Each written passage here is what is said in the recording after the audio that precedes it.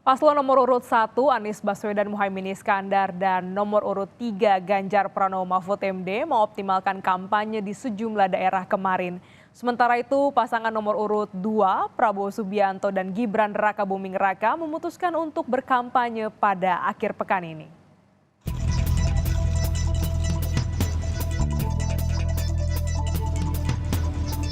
Masa kampanye hari ketiga, paslon Capres-Cawapres kian sibuk. Seperti calon presiden nomor urut 1, Anies Baswedan, menghadiri musyawarah besar Persatuan Gereja-Gereja Pantekosta Indonesia di Gereja Bethel Indonesia Mawar Saron di Kelapa Gading, Jakarta Utara pada Kamis siang. Dalam kesempatan ini, Anies menyebut akan membawa semangat kerukunan umat beragama ke seluruh Indonesia jika dirinya terpilih memimpin Indonesia. Anies juga bilang keberhasilannya menjaga kerukunan umat beragama selama memimpin Jakarta akan dilanjutkan jika ia terpilih jadi presiden. Selama kami bertugas di Jakarta, prinsip yang dipegang adalah prinsip keadilan, kesetaraan. Semua fasilitas yang disiapkan setara untuk semua. Lalu juga terkait dengan perayaan hari-hari besar, di mana semua diberikan kesetaraan kesempatan. Dan ini juga semangat yang kami akan bawa ke tingkat nasional supaya kerukunan, kedamaian itu ditopang dengan adanya rasa keadilan. Sementara itu, cawapres pasangan Anies Baswedan, Muhaimin Iskandar, berkampanye di kawasan Pecinan Glodok, Jakarta Barat. Selain bertemu warga sekitar, Caimin juga berdialog dengan beberapa pedagang di kawasan Pecinan. Caimin yakin dengan kampanye masif dan dukungan caleg dari PKB, Jakarta bisa jadi basis kemenangan untuk pasangan Anies Baswedan, Muhaimin Iskandar. Caleg-caleg yang punya basis di sini, caleg PKB akan menjadi ujung tombak pemenangan Amin di daerah Chinatown. PKB tiap tahun menyelenggarakan Imlek, kemudian Natalan bersama, Waisak bersama. Ini menjadi modal untuk pemenangan Amin.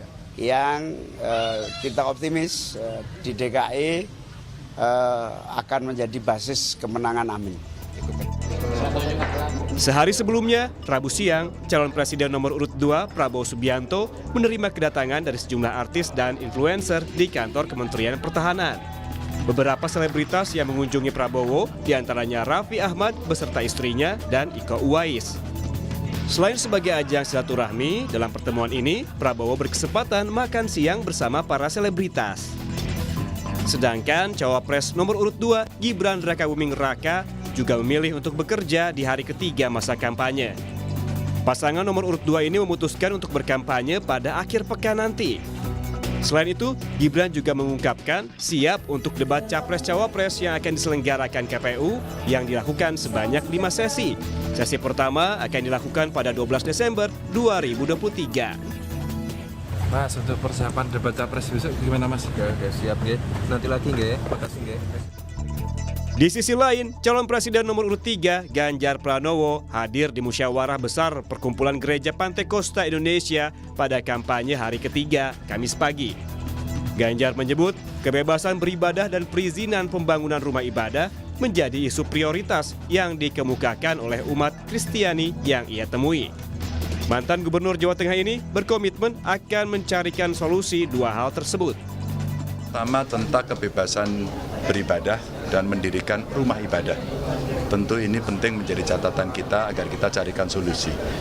Prinsipnya harusnya dipermudah, tidak boleh ada yang mempersulit. Karena sila pertama kita, ketuhanan yang Maha Esa itu menjamin kepada kita semua untuk beribadah. Dan orang diberikan kebebasan itu. Maka cerita rumah ibadah itu harus segera diselesaikan.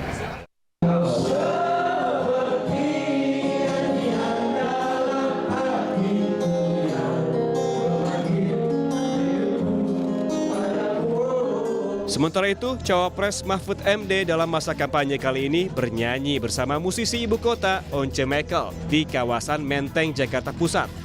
Selain bernyanyi, Mahfud juga melakukan aktivitas tenis meja. Kegiatan ini dilakukan seusai menghadiri deklarasi relawan muda yang menamakan diri Sahabat Mahfud. Kampanye memang baru memasuki masa awal. Namun adu strategi dalam menarik simpati publik mulai tampak di permukaan. Meski demikian, yang paling penting adalah bagaimana para paslon dan partai peserta pemilu dapat berkomitmen menciptakan pemilu yang damai, tertib, dan taat hukum. Tim Liputan, Kompas TV.